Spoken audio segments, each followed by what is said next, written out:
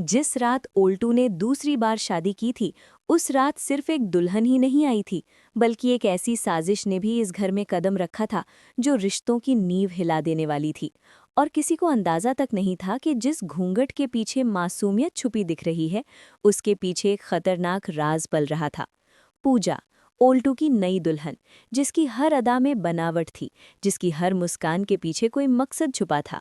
और यही बात घर की बड़ी बहू अहाना को पहले ही पल में खटक गई थी, क्योंकि अहाना की आंखें सिर्फ देखती नहीं थीं, परखती थीं, समझती थीं और सच की गंध पहचान लेती थीं। पूजा का अचानक भोजपुरी बोलना, पुलिस के सामने बेहोशी का नाटक करना, कंप्यूटर के नाम पर बीमारी का बहाना बनाना और हर बात को अंधविश्वास का जामा पहनाना, ये सब किसी साधारण लड़की की हरकतें नहीं थी।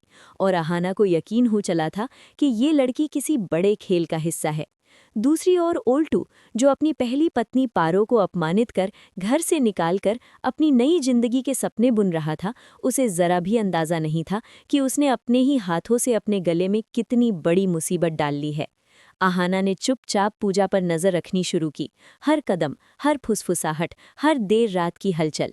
और जब उसे एहसास हुआ कि पूजा रात के सन्नाटे में एक पेन ड्राइव लेकर कंप्यूटर तक पहुंचने वाली है, तब उसने पारो को भी इस मिशन में शामिल कर लिया, क्योंकि पारो इस घर की दीवारों की तरह थी, जिसने सब कुछ देखा, सहा और समझा था। उसी रात सच्चाई ने अपना चेहरा दिखाया। पूजा कोई साधारण बहू नहीं, बल्कि एक अंतर्राष्ट्रीय जासूसी गिरोह की सदस्य थी, जिसे इस बड़े व्यापारिक परिवार के राज चुराने के लिए भेजा गया था। और ओल्टू को उसने अपनी नकली मासूमियत, बनावटी व्रत नियम और 6 महीने के संन्यास जैसे झूठे ड्रामों से अपने काबू में कर लिया था। लेकिन आहाना की सूझबूझ के आगे उसकी हर चाल नाकाम हो गई। अगली सुबह जब पूरा परिवार हॉल में इकट्ठा हुआ, तो आहाना ने वो वीडियो चलाया जिसने सबके पैरों तले जमीन खिसका दी। पूजा फोन पर किसी अज्ञात शख्स से कह रही थी कि काम लगभग पूरा हो चुका है और वो जल्द ही सारा डेटा लेकर उड़ने वाली है। उसी पल पुलिस घर में दाखिल होती है और खुलासा होता है कि पूजा का असली नाम कुछ और है और वो पहले भी कई बड़े घरों को इसी तरह लूट चुकी है। जब पुलिस उसे गिरफ्तार करती है, तो पूजा का नकाब उतर जाता है और वो जहर उगलते हुए कहती है कि ओल्टू जैसे लालची आदमी को बेवकूफ़ बनाना सबसे आसान काम था। घर में सन्नाटा पसर जाता है और ओल्टू को पहली बार एहसास होता है कि जिन आहाना और पारो को वो अपना दुश्मन समझता रहा, उन्होंने ही उसकी इज्जत, जान और जायदाद बचाई।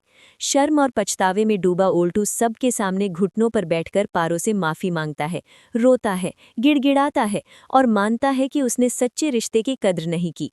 पारो उसे माफ तो कर देती है, लेकिन साफ कह देती है कि टूटा हुआ भरोसा जुड़ने में वक्त लेता है। आहाना इस जीत को अपनी नहीं, पारो की जीत बताती है और कहती है कि सच्चाई को दबाया जा सकता है, हराया नहीं। लेकिन कहानी यहीं खत्म नहीं होती, क्योंकि जाते जाते पूजा आहाना के कान में जहर घोल जाती है। वो कहती है कि वो इस घर में अकेली नहीं आई थी, बल्कि घर के ही किसी सदस्य ने उसे अंदर आने का रास्ता दिखाया था। यहीं से एक नई साजिश जन्म लेती है। ओल्टू टूट चुका है, खुद को कमरे में बंद कर लेता है, लेकिन पारो उसका साथ नहीं छोड़ती। तभी ओल्टू की माँ एक बड़ा ऐलान करती है। वो घर की जिम्मेदारी और जायदाद का बड़ा हिस्सा आहाना के नाम करना चाहती है। ये सुनकर घर के कुछ चेहरे तिलमिला उठते हैं, खासकर आकाश, जिसकी आंखों में जलन और लालच साफ झलकता है। आहाना को शक होने लगता है कि कहीं पूजा को घर में लाने वाला वही तो नहीं था।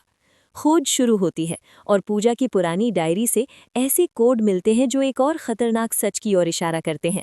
पूजा सिर्फ डेटा नहीं, बल्कि कुछ पुराने कागजात चुराना चाहती थी, और जब आहाना उन कागजों तक पहुंचती है तो उसके पैरों तले जमीन खिसक जाती है, क्योंकि उन कागजों में लिखा था कि ओल्टू इस घर का असली वारिस नहीं, बल्कि गोद लिया गया बच्चा है।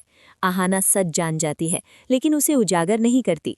वो उन कागजों को सबके सामने जला देती है, ताकि एक टूटे इंसान की आखिरी इज्जत बची रहे। ये त्याग सबका दिल जीत लेता है। लेकिन आखिरी सीन में आकाश फोन पर किसी से कहता है कि असली सबूत अब भी उसके पास है, और आहाना पीछे खड़ी उसकी सारी बातें सुन लेती है।